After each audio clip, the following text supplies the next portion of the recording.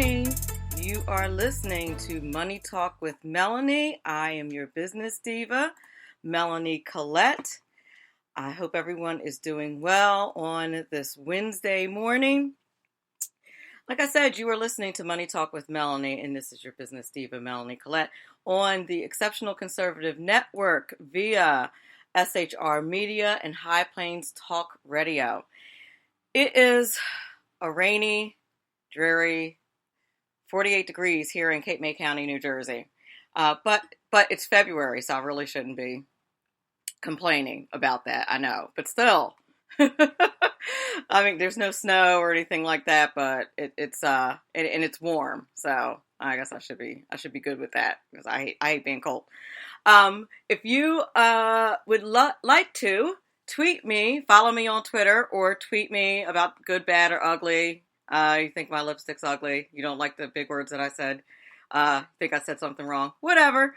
Follow me on Twitter at MoneyTalkMel, or like my Facebook page, Money Talk with Melanie. Also, if you go to my Facebook page right now, I am live on Facebook. Or you can email me at moneytalkwithmelanie@gmail.com. If you miss the show, or you have to leave early or something like that, you can always look us up on YouTube as well and subscribe to SHR Media. But if you do a search for Money Talk with Melanie, you will find all of the shows. If you subscribe to SHR Media, you'll find all the wonderful shows on SHR Media. But specifically, you will find all the fantastic shows on TECN, Exceptional Conservative Network, such as The Right Guys and the Exceptional Conservative Show, and the like, The Right Way with Shannon and Michael Wright, etc. So you want to do that. It's a good idea. And you can just click on it and listen to it while you're doing whatever activities for the day and get some good information. The Willie Lawson Show, fantastic show. You'll want to listen to that. So jump on YouTube and check us out. It's a good idea. So Money Talk with Melanie has been privileged to have a lot of fantastic guests. We had former Senator Ted Harvey on most recently, Ebony K. Williams, Esquire, from Fox News. She's a Fox News contributor, among other things. Dr. Brooks Robinson from blackeconomics.org, the official Exceptional Conservative Network economist. If you would like to join this list of esteemed guests on Money Talk with Melanie, simply go to the Exceptional Conservative website at theexceptionalconservativeshow.com. Click on Contact Us, or you can give us a call at 202-660-1329. So, speaking of guests, joining the ranks of guest of Money Talk with Melanie today is the one and only Larry Ward, who is the chairman of the Constitutional Rights PAC. Now, here recently, the Constitutional Rights PAC has taken a stand in solidarity with progressive and liberal groups nationwide, announcing a new campaign to fire Betsy DeVos as Secretary of the United States Education Department. Yeah.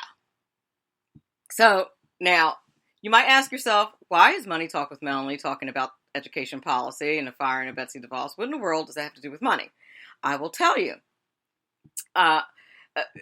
It has come to my attention, and just in speaking to people with everyday life, that many people are not aware of the financial impact that school taxes has on their lives.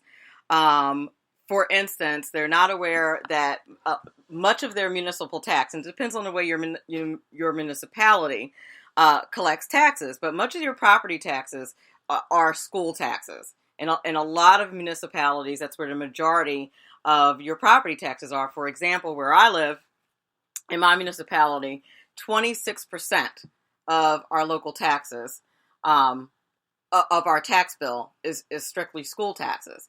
And you know, some of the problem is what a lot of municipalities do, and that's what happens in mine, is that it's one bill that you get, and people don't realize what the breakdown is, and oftentimes municipalities don't send that information out so that what part is school taxes. But a large part of what you're paying, that you pay school taxes, but you don't know how or why. And of course, the Department of Education is funded by the federal government. Now, we're going to talk more in detail about that later. I don't want to spoil it for you.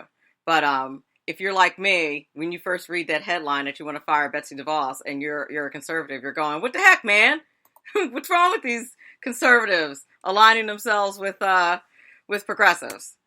Trust me, it's worth the conversation. We're going to talk with Larry Ward about that, and you won't be sorry.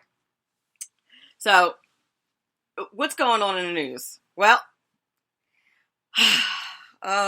President Trump. All right, so over the weekend, so much has happened. Russia. It was leaked that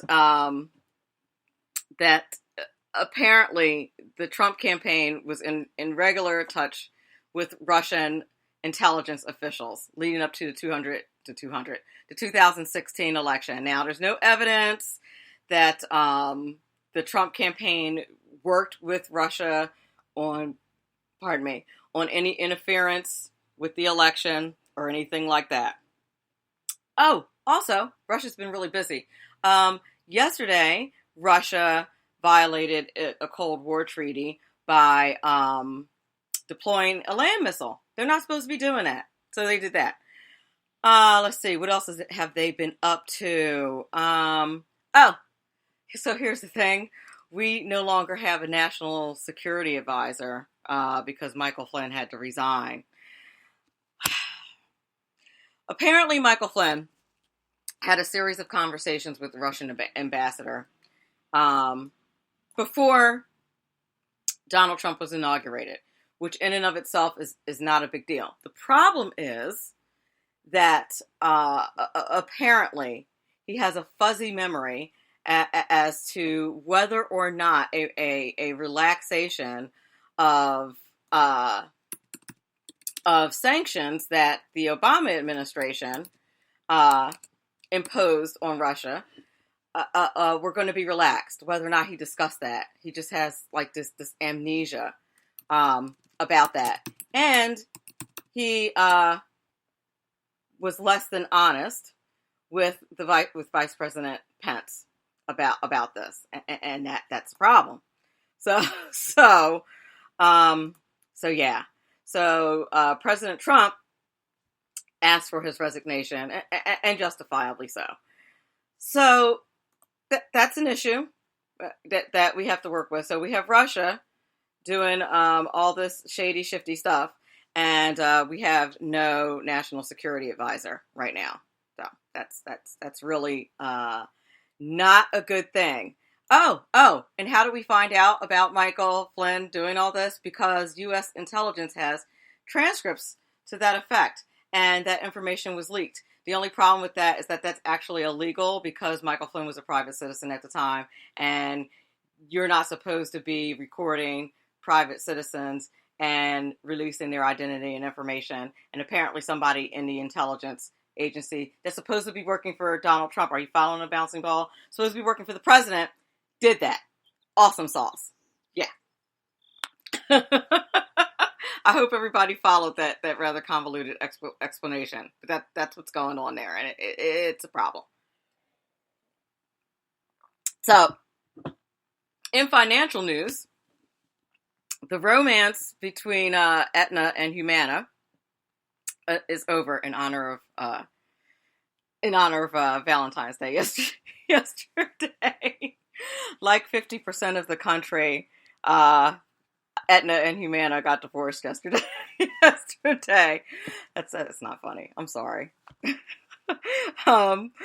Apparently, they were going to merge, and they cut off their engagement, sadly. So that's not a good thing. It's a sad state of affairs. They were going to merge. Lot going on in the insurance industry. What was also going to happen is a side merger with Cigna, which also fell through between Cigna and Anthem. due to antitrust concerns. A judge blocked that merger. Powering off. Anthem was going to appeal, but Cigna broke it off altogether. Too much drama, so they were like, forget it. Credit Suisse and Toshiba reported billions in losses. I didn't even know Toshiba was still in business, quite honestly. I found that to be shocking as someone who uses technology. I don't think I've seen a Toshiba laptop in a minute. Toshiba has had some problems making bad business decisions, and their chairman is stepping down. So there's that. We're going to enter into our first break, and when we come back, we are going to speak with Mr. Larry Ward, the chairman of the Constitutional Rights PAC, and talk to him about why in the world he is trying to fire Betsy DeVos. It should be a very interesting conversation. We'll be back in a couple of minutes. Enough radio shows to last a lifetime, courtesy of Sean, Clint, Ken, and Jersey Joe. Now it's time for him to waddle on his own 2 feet via the glorious SHR Media. Gird thy loins for the bloviating Zeppelin's Berserk Bobcat Saloon, coming soon to obstacles near you. Excelsior.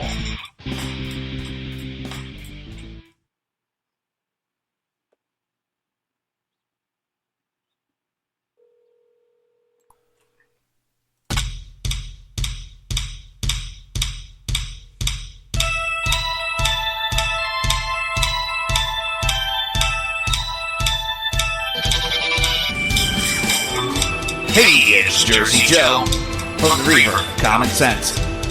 You can catch me every Wednesday night, 8 p.m. Eastern Standard Time on shrmedia.com. That's every Wednesday night, 8 p.m. Eastern Standard Time, shrmedia.com.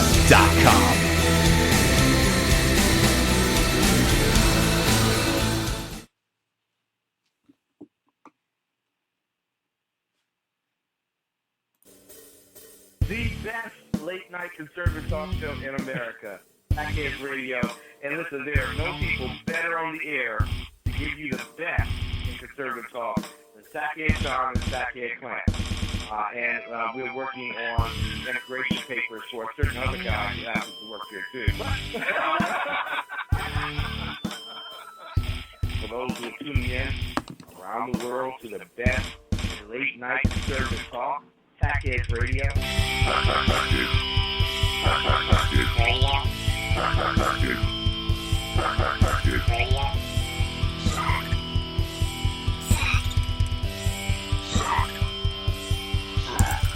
The best late-night conservative talk show in America.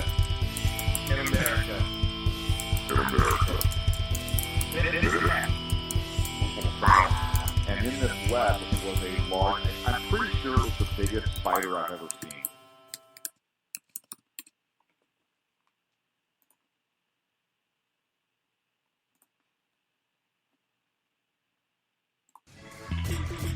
From the war front to the streets of our nation's capital, men of faith, Dr. Michael Jones, the underground professor, and Kenneth McClinton, the exceptional conservative, bring both constitutional gravitas and spiritual perspective on today's issues to the most influential Christian urban talk show, 9:05 p.m. Eastern, Thursdays. It's a new day on New Day, Black and Red.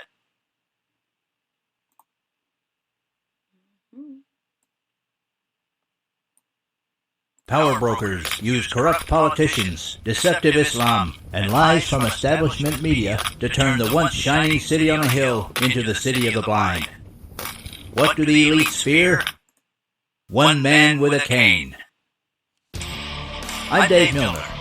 Join me at SHR Media, High Plains Talk Radio, Spreaker, iTunes, and YouTube for a different kind of commentary on the unpleasant blind guy. Because truth is not always pleasant.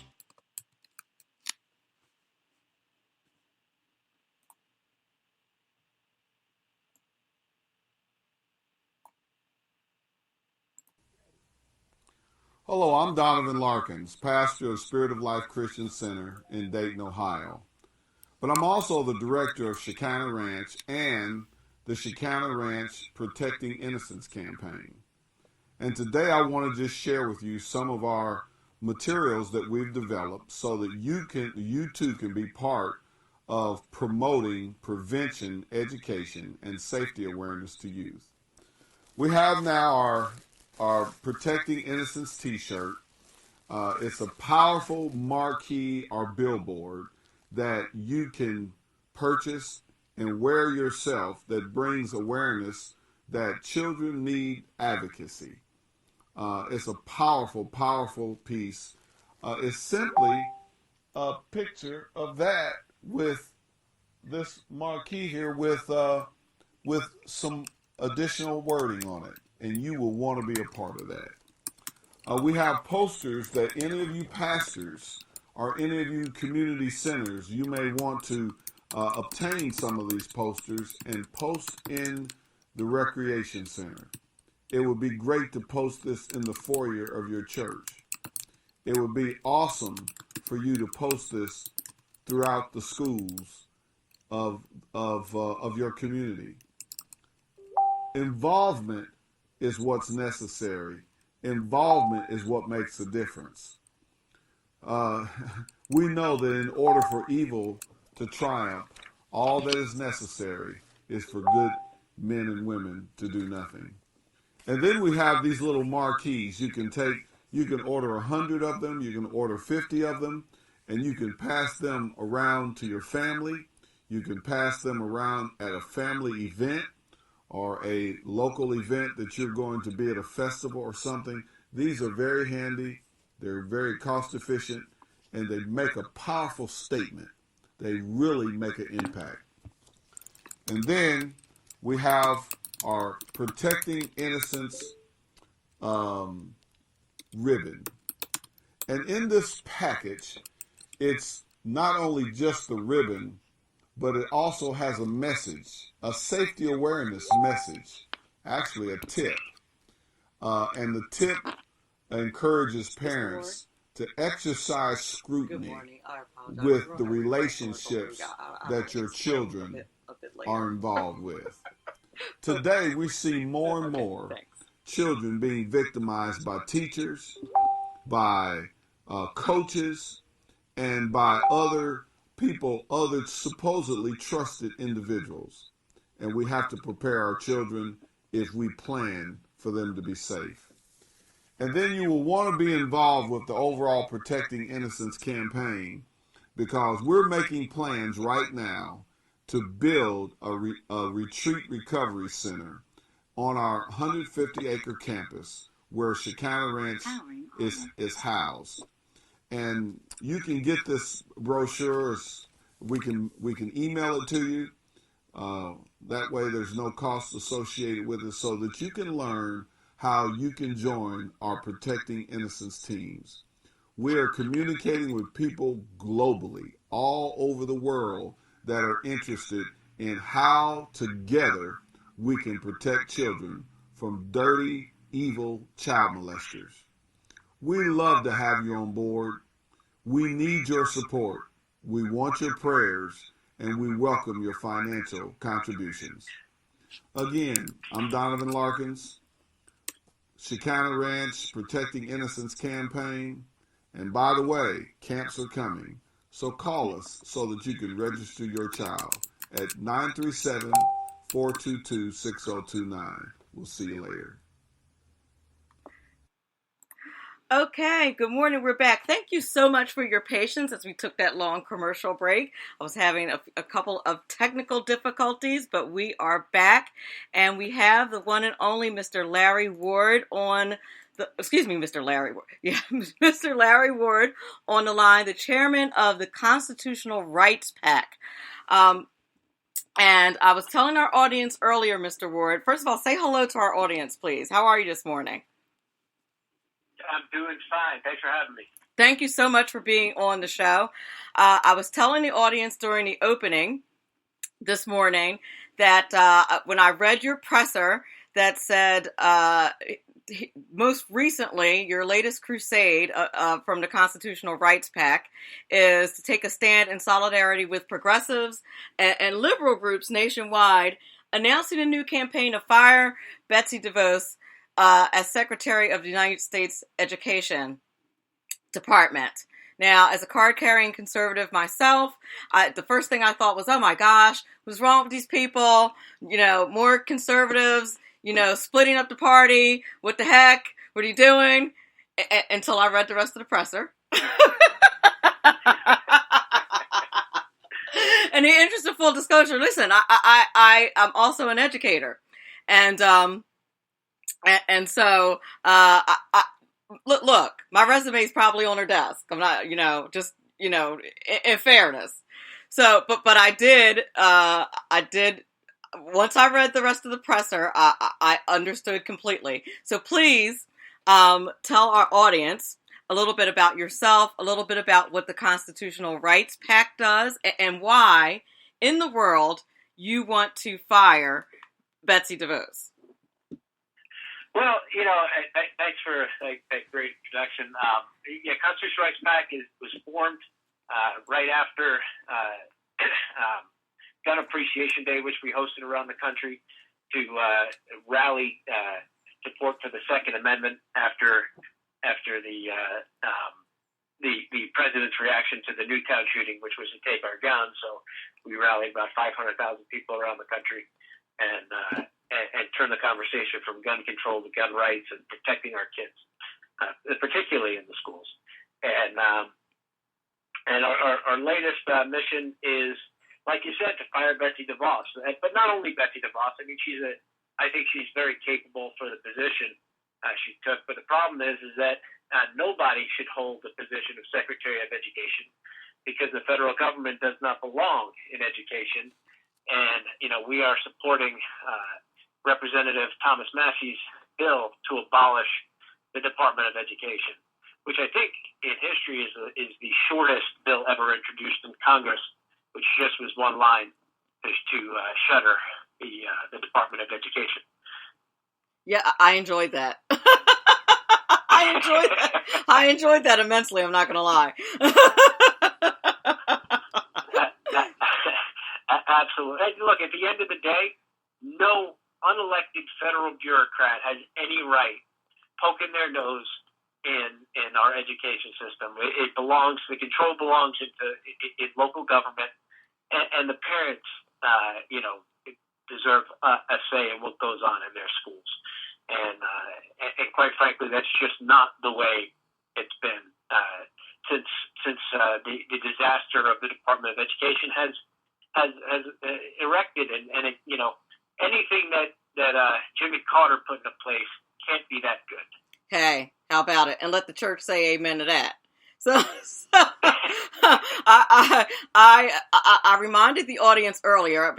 I said to them, I said, you may be asking yourself why in the world Money Talk with Melanie is discussing education policy. And I reminded the audience how much of their money goes to things like the Department of Education, how much of their local tax dollars goes to paying for our schools. And so, everything really is connected to money. And the fact that I kind of left that part as a surprise, so to speak. I wanted you to tell the audience that the ultimate goal, that it wasn't personal against Betsy DeVos. And of course, I'm sure that headline was written that way to do exactly what it did. Absolutely. For me to be mad and read the rest of the press release. Very effective. It worked. But it's directly connected to our money, and it is woefully unconstitutional. It certainly is unconstitutional, and anyone. I'm a retired in quotes, public school teacher, and I just resigned last month because it's like working in a socialist regime. I just couldn't do it anymore. And one thing you will learn about working in a public school is that it's not about the kids. You just can't do it. So of course, when I saw this presser, I really wanted to talk to you about this. Well, you talk about money, and many public schools around the country spend more money trying to comply with the thousands and thousands of pages of new regulations that are thrust upon them every year than they do actually take in from the federal government, from the Department of Education. So it's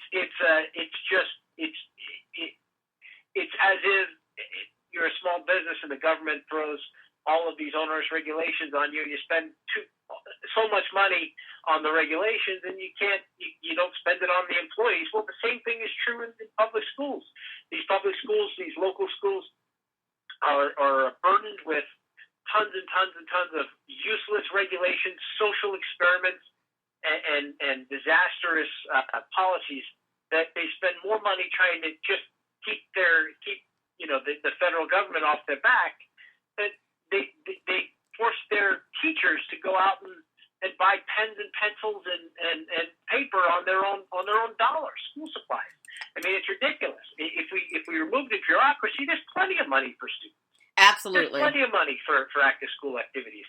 It's just that money's going to hefty salaries of bureaucrats, and it's going to complying with ridiculous onerous regulations. Absolutely. And I've worked in both public and private schools, and I worked in an administrative capacity in private school. So I very well know what you mean. And private schools do a whole lot more with a whole lot less. And the reason why is because they're not beholden to many of those regulations, especially financially. They can be a lot more creative because it's not public money that they're dealing with. Absolutely. Exactly. So absolutely. Go ahead. I'm sorry. No, I was just going to say, look, it's at the end of the day, the best thing we can do for our kids, and it is about the kids, is get Uncle Sam, Big Brother, out of the way. It's not in the Constitution. There's nothing in the Constitution about the federal government running our education policy. There's nothing in our Constitution about forcing schools to follow federal regulations. It was always our founders always intended it to be local controlled, state controlled, and quite frankly, parent controlled. Education system. So there's absolutely no reason for the federal government to be in there, and we should fire Betsy DeVos and every other federal employee at the Department of Education. Yep. I could not agree with you more. And like I said, I'm saying that as someone who has probably sent my resume 12 different ways to Betsy DeVos from a school choice perspective, because while it is open and they are doing something, I'd like to get that done. But I 100% agree with you. And if you, ladies and gentlemen, if you want to entertain yourself thoroughly, and of course I mean that as sarcastically as possible. I have a PhD in sarcasm. Go to the Department of Education website and look at what they say their mission is. Go to the About Us section and look at what their mission is. I've never seen a more broad description of what their mission is. I will just give you 3 tidbits on what their mission is.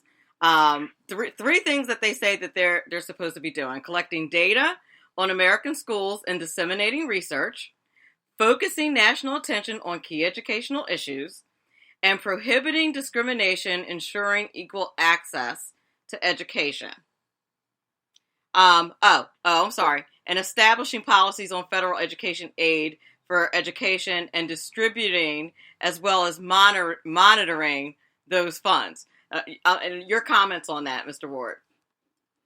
I think they left out their most important mission, which is unspoken, which is indoctrination of our kids into a more socialist leaning country, and that, quite frankly, is really the ultimate goal of the public education system, and it's why Jimmy Carter put it in place in the first place. If you get control of what the kids are learning, well then you can easily turn out mobs like you see today of kids wearing diaper pins on their lapel, throwing temper tantrums in the streets, showing up at creating violence and vandals at Berkeley University when somebody goes to speak to inhibit their free speech, and because of course Milo is a fascist by their warped definition of fascism. Oh my because they goodness! haven't learned what a real fascist is. So there's a whole lot wrong with the education system, and when a federal government is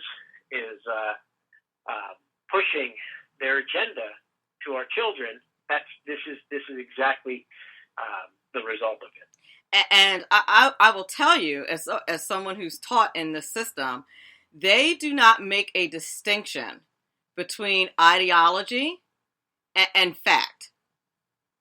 And unless you are aware of it, unless you have some awareness, you're not going to recognize that it's ideology and propaganda.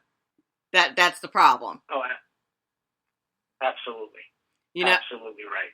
And as a parent, we see it. It creeps up. In here, and like a lot of the schools across the country. Over the last couple of years of the Obama administration, there was a real strong move to, and there still is, to allow the boys to use the girls' locker rooms and bathrooms. And as parents, we showed up, and it was at least 100 to 1, maybe more, maybe closer to 500 to 1, opposed to that policy. And I'll tell you what happened in Fairfax, Virginia. Here is they tabled the discussion, so they were going to table it till next year. All the parents left, then they reconvened and passed it. Wow! The same day. And that's what's going on in our public school system. Because why? Because the federal government mandates it, and their funds, what they believe is their funds from the federal government, are in jeopardy for it. I was about to say, and here's the money talk connection, folks. Here's the money connection. This is now you ask yourself, okay, so how does the mission of the Department of Education comport with how do they get their little grubby hands and their ideologies inside of the public schools? Well, this is how they do it. It's money. You want to know how Common Core got into our schools? They dangled money in front of our governors. And here's the thing that people need to understand. The federal government does not have to balance their budgets. However, state governments do. Governors are required to balance their budgets. Okay? But the federal government can operate with a huge old deficit and nobody blinks an eye. So when you dangle that kind of money in front of a governor and you say, hey, listen, if you implement this horrible program like Common Core, we're going to give you X amount of dollars from the federal government. It's a little hard to resist when you're looking at a deficit and trying to get some things done. So that's how the federal government does that. It buys their way in. Your comments on that? Go ahead. I'm sorry. That is a great point. Like you said, the federal government does not need a balanced budget, but states do. And quite frankly, it's a carrot and a stick. And our states have really fallen for that over and over and over again.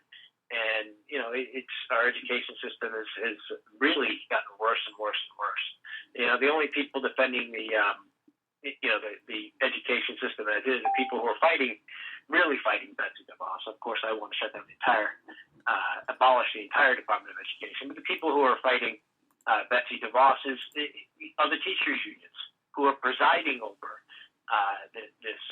this disastrous public education system. Oh, absolutely. And that whole thing, listen, follow the money, folks. Follow the money. If you think that public education is about educating kids, you are so far off. It is about money and power and those unions. Believe me when I tell you. If we didn't have to pay $1,200, $1,300 a year for unions, I bet we could afford to buy our own health care.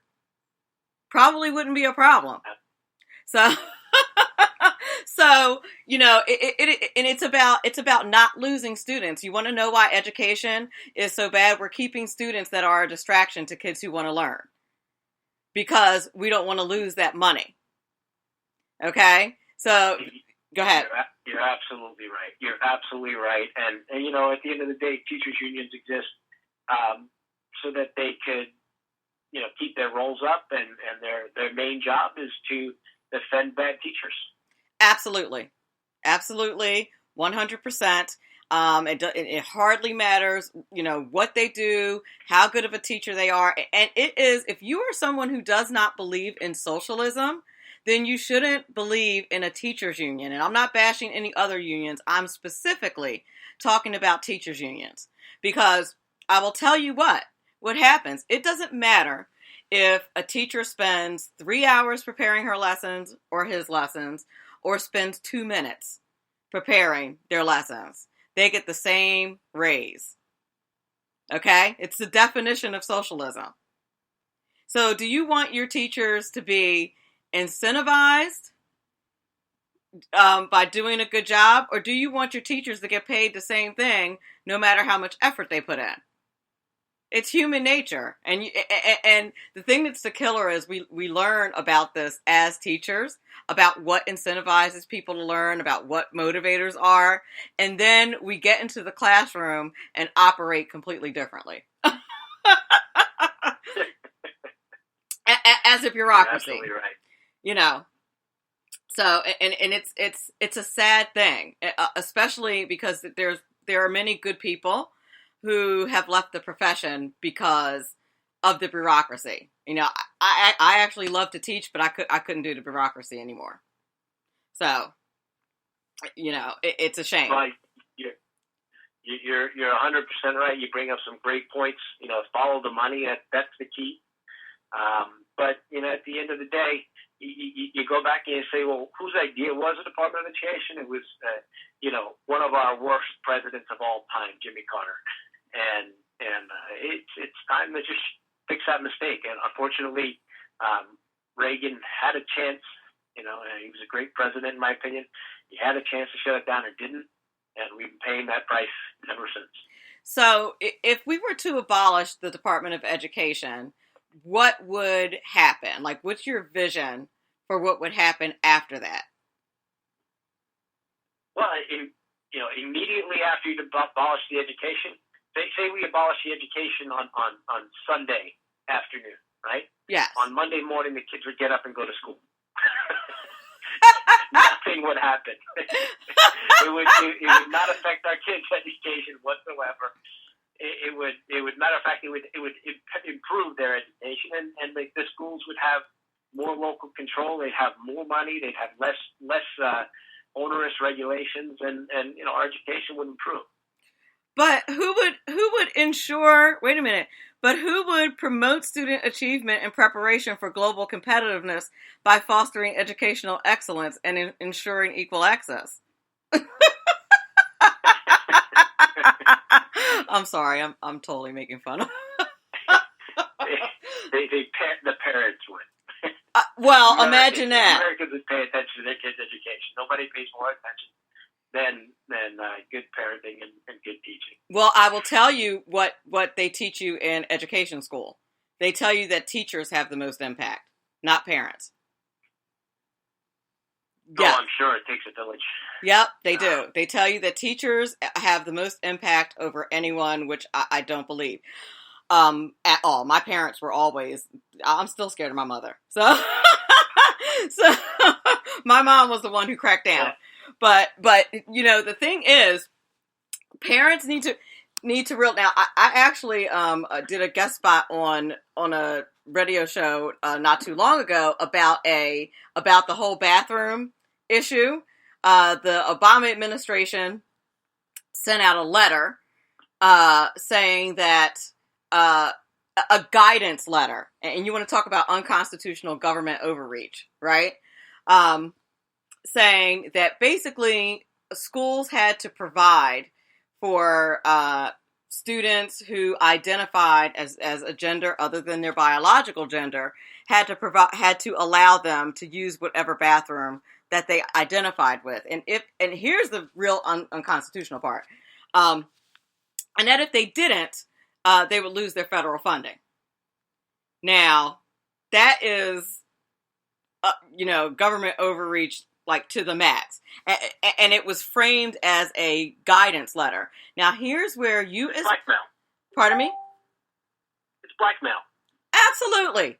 It's 100% blackmail. And here's the thing, parents. This is why you have to be involved. First of all, it's your money that they're talking about. The government is controlling your money and deciding how they're going to use it. And unless you think it's okay for them to use your money this way, you need to get involved and you need to pay attention to what the government is doing and how they're wielding their power. Now, and this is on a local level. So what the school district did, I wish I could remember which school district it was. What the school district said was, fine, we'll design our budget without your money. I thought it was the most fabulous thing ever. Absolutely, and that's what that's what they will do once the Department of Education is abolished or shuttered. Is the schools will take control over their own finances, and I don't have a problem with that. I mean, if anybody thinks that the federal government is more fiscally responsible than a local school district, I've got almost 20 trillion words for you, and that's a federal deficit. Absolutely, $20 trillion in federal debt. Give me a break.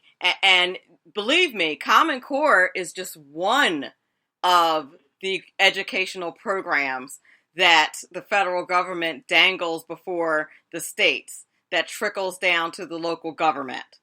Okay, look, and if you want to know exactly how much money your local schools are getting, look it up on your state Department of Education website. It's all public information. Find out what your school budget is. Find out how many federal dollars they're getting and for what they're getting it for. And you will find out why certain programs are in your schools. Because for every federal dollar, for every program that the government is financing, there's compliance that has to go along with that. So, for example, the Common Core. As someone who taught under Common Core, oh my God, the curriculum could not have been more liberal. I mean, we're teaching third-year-olds about, people with two mommies and about being super sensitive to cultures. And Mr. Ward, is this one? There's also no balance. I mean, they talk about inclusiveness. What they mean is inclusiveness to their agenda. I mean, there's you certainly don't have you're not doing the two mommy conversation right after you're doing a talk on Christianity or libertarianism. There certainly isn't any kind of balanced approach. It's not inclusiveness is what they're looking for. It's exclusiveness in terms of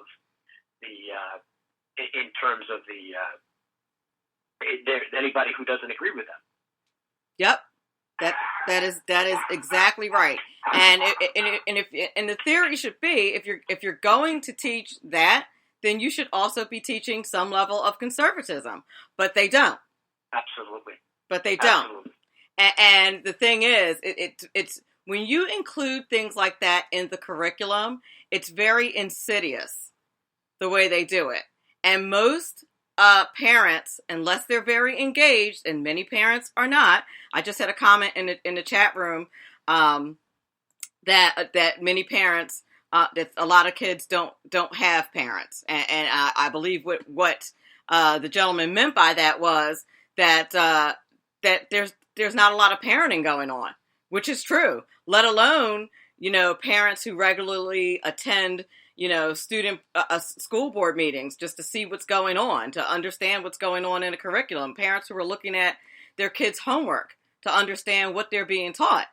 But there's the reason why it's so insidious is because they're getting word problems that imply certain things without actually coming out and saying it. And when you're doing this with 5-year-olds and 6-year-olds, it's a problem. And it's your money that they're using to do it with. So you need to be concerned. Do you agree with that, Mr. Ward?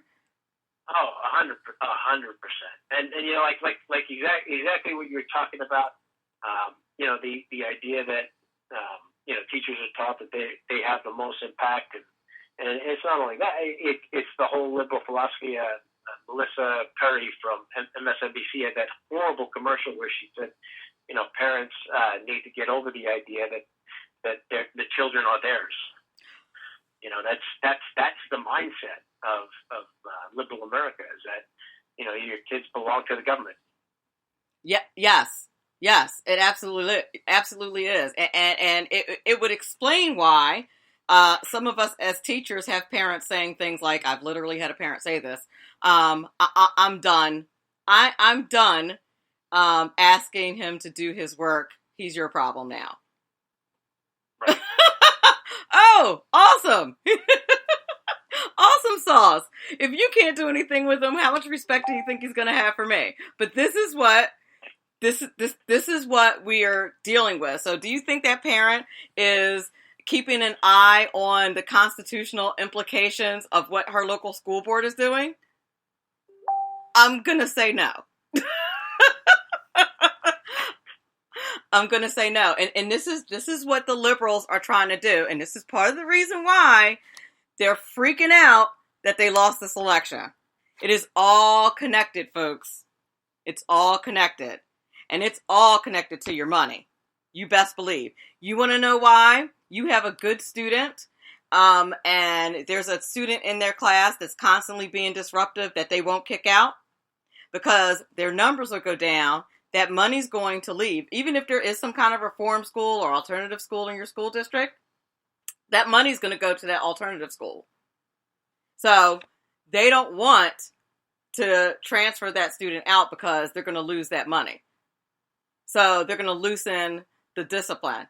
This is all Department of Education stuff, all about fairness.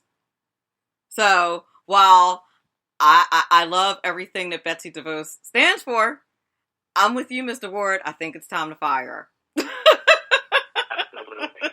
Absolutely. I think it's. I certainly appreciate this call. This was a you brought up some points I hadn't even thought about, and I will carry that with me in our mission to abolish the Department of Education. Yes, I feel like I'm having a Rick Perry moment. I'm like, yeah, I want to work there, but yeah, I do appreciate that it shouldn't exist in the first place because it shouldn't be there in the first place, for sure. Now there has to be some things that the government does, that the feds do, that the state doesn't do. So would you recommend some type of transition to the states and maybe some kind of enhancement in the budget of some sort? Because they are going to need some money. They can't just do without that money. Like, how would you? Well, I mean, there certainly can be a transition, but it certainly doesn't need to go through. They can go through the Treasury. It doesn't need to go through the Department of Education. And those type of arrangements will need to be made. But certainly, we're not talking about repeal and replace. We're talking about repeal. There you go. Let's Amen. Shutter the DOE and move on and let the states control their own destiny. And let states compete. Let states and local governments compete for education. There you go. And while we're I certainly know that we moved into a place that had, the best school rating with the money that we could afford to buy a home. And it's all out there in the marketplace. And you know what? That's what's going to drive our education standards up is competition. It's what drives everything in the right direction. Absolutely. And the same thing with teachers. Negotiate your own stuff. If you're good, you can negotiate it. It really is that simple. When I worked in a private school, 14 years, no issues. Do you know, since I've been dealing with the union, I've been laid off. I've had issues. They wouldn't let me talk to my boss without a union rep. And I was like, I'm grown. I can talk to my boss myself. And they wouldn't let me. They would not let me talk to my boss about some employment issues I was having. And I was like, I can handle this. I don't need a union rep to go with me. But I will tell you that that's the first step. Let's get this. Well, first of all, I think that the right to work situation with teachers is going to go back to the Supreme Court because that ruling was being written when Judge Scalia passed away. So I believe it went back to the Ninth Circuit, which meant it was a draw, of course, which meant that the union had won, essentially. But I think it's going to end up back there. Two teachers in Florida had taken it to the Supreme Court. And hopefully with Justice Gorsuch seated on the Supreme Court. Exactly. So I'm really hoping that that's going to happen because once public schools get out of the grip of the union, that to me that's the first step in getting rid of the DOE. That's one of the very first steps of getting rid of the DOE. We have two generations that have grown up with the Department of Education. So there's a mindset among these people that of course we can't get rid of it. Well, we lived without it for 200 years. We can't live without it again. It's not, there's nothing that the Department of Education has done except drive down the quality of our education. Absolutely. Drive up the cost. Well, we have to bring the show to a close. Can you please tell our audience how to get in touch with the Constitutional Rights PAC if they'd like to help you with your mission to shut down the DOE? Absolutely. You can go to firebetsydevos.com and sign a petition, write a letter to Congress right there. And you can also go to constitutionalrightspac.com. It's constitutionalrightspac.com and sign up for our newsletter, and we will keep you abreast of all of our campaigns. And we've had a lot of success. I'd like to call us the little PAC that could. We have virtually we don't have one major donor. It's all funded by grassroots contributions, but we've had a lot of impact. Like I said, helping protect our gun rights. We've had some impact on, fighting. We fought to keep Kevin McCarthy from becoming Speaker of the House, and nice. Everyone knows how disastrous that would have been. Nice. When nobody else would stand up for it. So I mean, we've launched a whole bunch of fights and had lots of successes. So. Nice, absolutely. Definitely keep up with us. Nice. Thank you so much for being on the show. I appreciate it. Hopefully we'll talk to you again soon. Thanks for having me. Absolutely. Okay. Bye-bye. Join us Friday. You're listening to Money Talk with Melanie. Please do join us Friday when we'll have Ryan Long, a.k.a. Clyde, from Riddles Brew Touring Theater Company, where we'll discuss entrepreneurship and the arts. Thank you so much for listening. Thank you to everyone in the chat. Remember, discussing money is very important because it is your money. Thank you. Have a great day.